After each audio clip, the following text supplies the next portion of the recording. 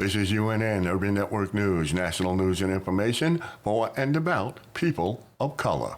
In Diddy or Diddy Not news, according to CNN, federal investigators are preparing to bring accusers of Diddy before a federal grand jury. The use of a grand jury signals a particular case has moved beyond the preliminary stage, where investigators generally assess whether possible violations of the law are believed to have been committed. Remember, the key words here, a particular case, probably Cassie's. Major League Baseball has confirmed that Negro League statistics will officially become a part of Major League Baseball's historical records. The move will open the door for 2,300 Negro League players to have their accomplishments recognized in the league's official database. GOP candidate for North Carolina Governor Mark Robinson is blasting public spending as his family nonprofit rakes in taxpayer funding.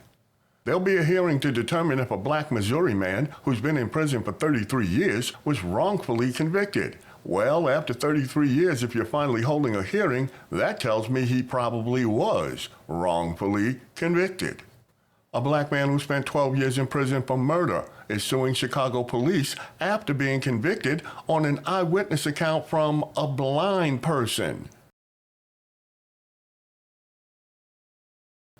Darren Harris was serving a 76-year sentence when he was freed in December of last year after it was shown that the eyewitness had advanced glaucoma and had lied about his eyesight issues.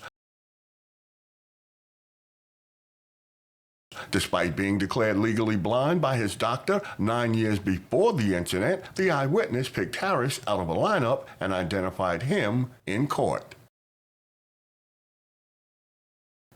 The California Senate advanced a set of ambitious reparation proposals, including legislation that would create an agency to help black families research their family lineage and confirm their eligibility for any future restitution passed by the state.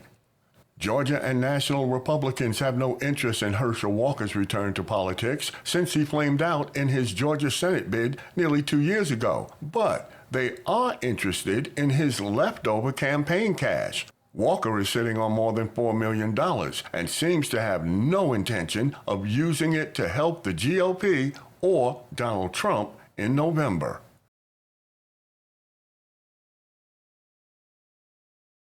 You know Herschel Walker going to try and keep as much of that money as he can. But this might not turn out well for him in the end, because them folk want that $4 million, and they going to get it, one way or the other.